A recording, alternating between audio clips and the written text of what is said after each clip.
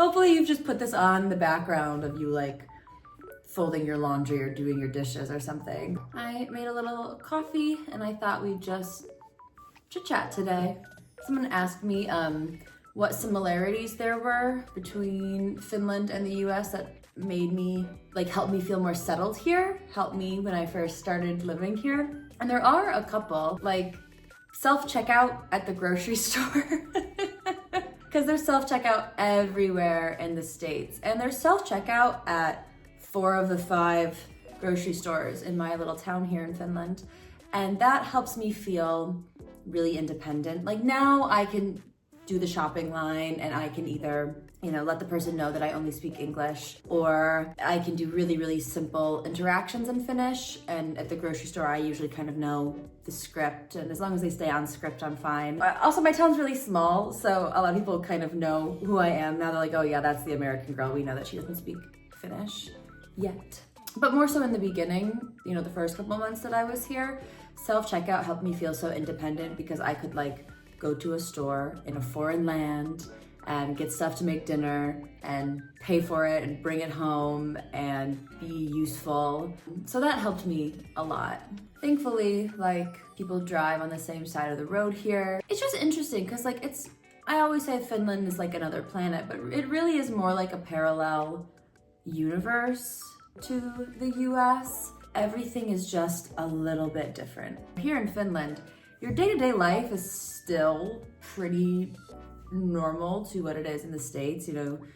You wake up, you drive your car to work, you work, most people, 8 to 4, 9 to 5 kind of thing. In Finland, it's very similar to the US, everyone has a car, everyone wears, kind of similar stuff, like jeans and sweatshirts, and houses in Finland look different than the houses in the US, but they're still structurally kind of similar. The food here isn't that different. The meals themselves, people here eat pizza and they eat burgers and they eat pasta and they drink a lot of coffee here. So those things all feel really familiar to me.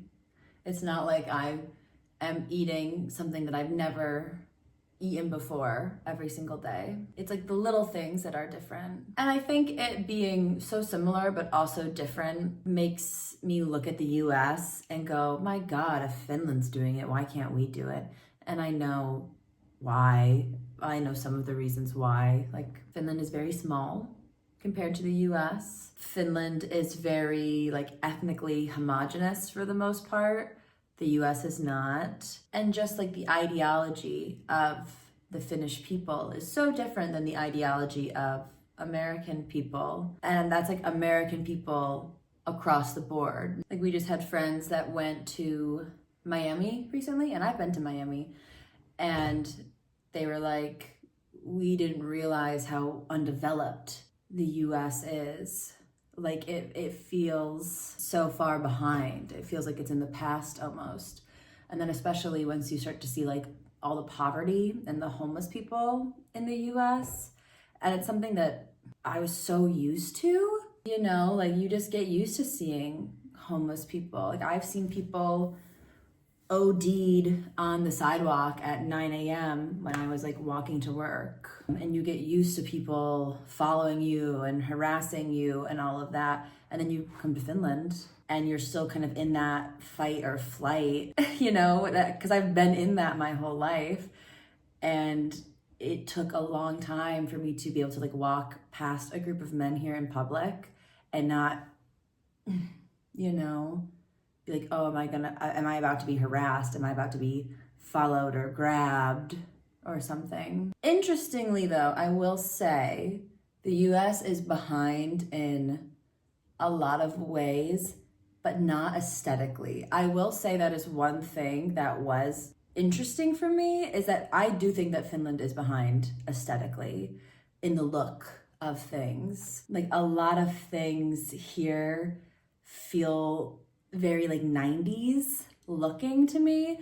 You guys have progressive politics and social security net and ideologies, but And it's not just the way people dress, because that is part of it. It's like the interior of buildings, the design on your products. I see Finnish movies and TV shows, and they are just not as aesthetic as things are in America.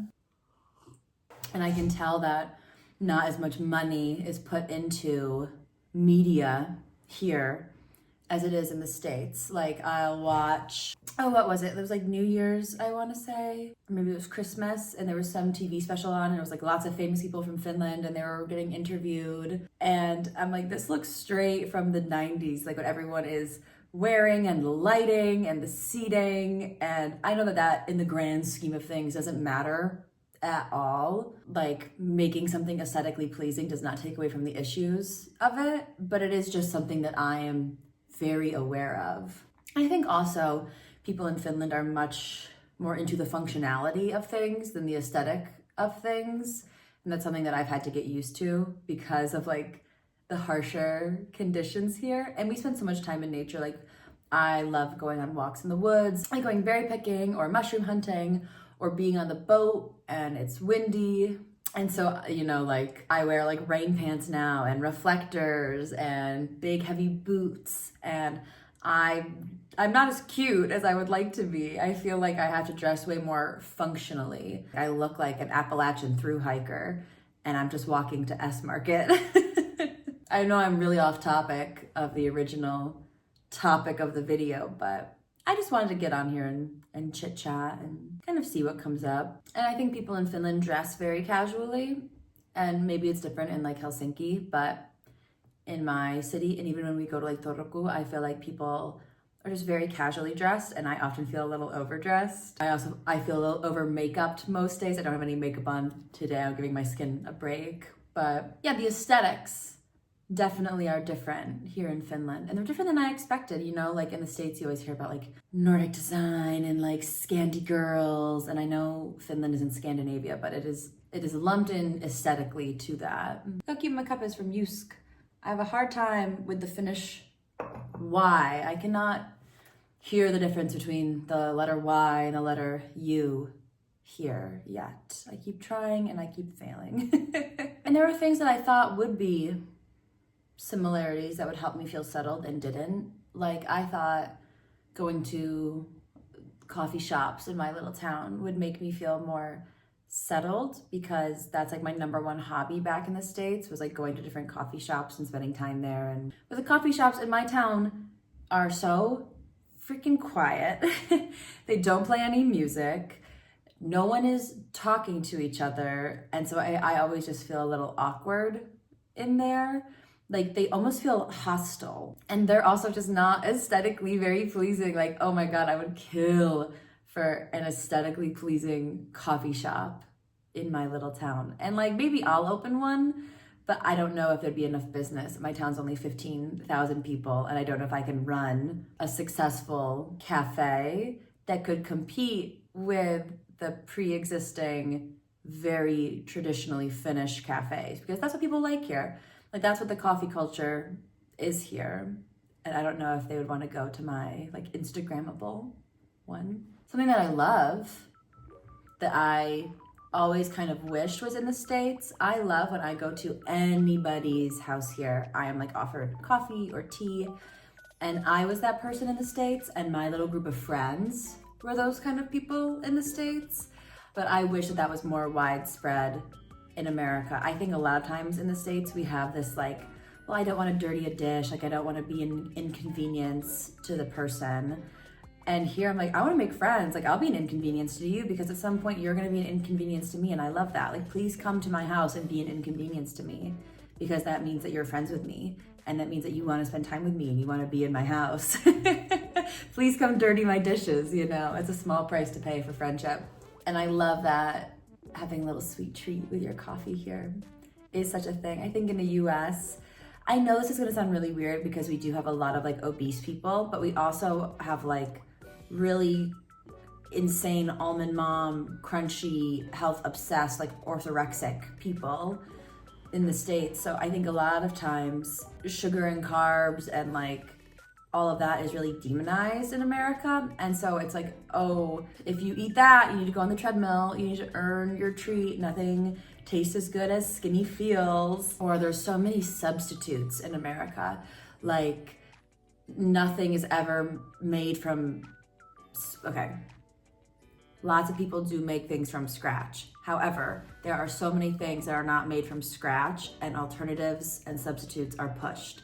Like instead of just having a piece of cake that's made from real flour and real sugar and eggs and milk and is made in your kitchen, like Weight Watchers, really processed little cake bites that have ingredients lists this long you can't pronounce anything, like that is really pushed. When I was just back in the US, I remember being at like Wegmans, which is a grocery store, or Target, and there are so many like health substitute things, like put this green powder in your water and drink your vegetables, or make this collagen tea, or like bone broth hot chocolate.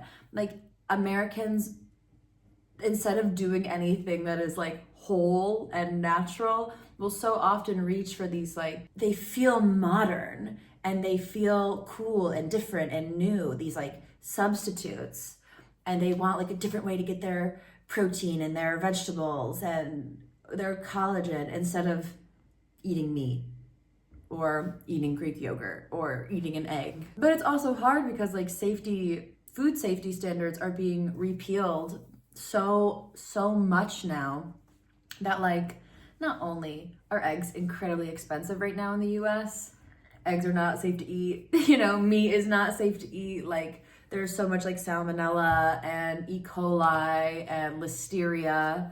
Like I swear every day some kind of natural food, carrots were just recalled, or you know, meat is recalled, and all of this. And other like cereals recalled. Every single thing in the States is recalled at some point because it's unsafe. And it's not even like the food itself. Sometimes it's like the soil in which the wheat is grown to make the cereal. There's this in the soil, they found out, you know, because like America is just this like big business machine and they just care about money. They don't care as much about their people. And I know in Finland, maybe it doesn't always feel that way, but I do feel like there is so much like higher safety standards for food and for products. And that's possible though, because there's only 5.5 million people here. It does make a difference. And it's also frustrating because a lot of Americans like that. They're like, we want our country run like a business. And it's like, people are not a business. You know, caring about other people is not a business. And a lot of people on here and on TikTok and stuff, they leave comments and they send me messages. And they're like, now that you live far away from the US, like, has your opinion changed? And not really, because I think I was raised in a family that's always felt this way. I wasn't someone that was like rah, rah, rah, America, and then I moved here. Because people who are rah, rah, rah, America stay in America. They don't move abroad. That's why I also think it's so funny whenever people here are trying to like suss out my politics or who I voted for. And I'm like, people who vote for Trump don't leave America. People who vote for Trump stay in America and live in America and all of that. But it's funny, I almost feel, it's such a complicated feeling. Being an immigrant has made me like a spokesperson for America. Like I never talked about America so much in my life as I have that I moved here. And I think also if I had moved here years ago, before this Trump administration, it would have been different. I think there's a huge spotlight. There's always been a spotlight on America, but it's like a spotlight in a different way right now.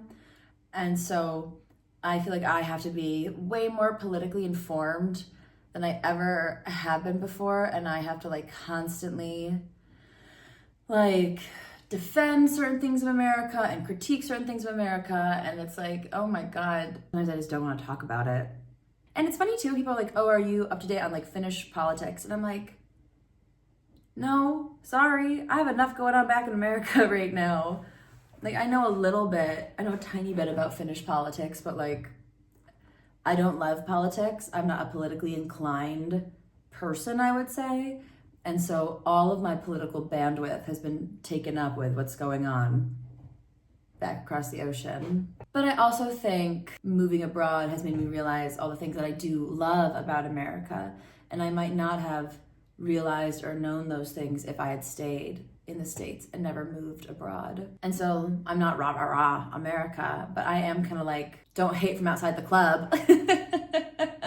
You know, it's kind of like when like you can make fun of your siblings, but if anyone else makes fun of your siblings, you get pissed off. That's how I feel a little bit about America sometimes, because, you know, I see so much hate for it. And I'm kind of like, you've never been there, you've never experienced it, you don't know what it's like to live there. And I don't know, I wish people would hate more just on like the political administration and less on the people. But then I wish people in the US would do the same thing. Like, I know people in the US just like, they lump everything in other places too. You know, like they have no, let's say, you know, a lot of Americans are very Islamophobic, and because they like hate the governments of certain like Islamic countries, and they lump in the people with that too. And those people could be just as like lovely and wonderful as these Americans see themselves to be. But I think that's just like a bigger issue on like racism and xenophobia and all of that. It's also definitely like a religious thing. I know I'm just like, this video is all over the place. I'm gonna talk a little bit more and then I'll stop, I swear. Hopefully you've just put this on the background of you like folding your laundry or doing your dishes or something. This is like a mini podcast. But something that I find so interesting, and I've tried to explain this to people in my real life, and I feel like people just, maybe I'm not communicating it correctly, but I think religion is so fascinating, specifically right now, because, okay, so let's say in Finland, religion is not that big of a thing. Most people do not make their decisions based on their religion. And so they have a hard time looking at Americans who are super religious, because it's like, it doesn't happen here in Finland. They don't know people like that. It's not something they've experienced. I know people who are in religious psychosis back in the States.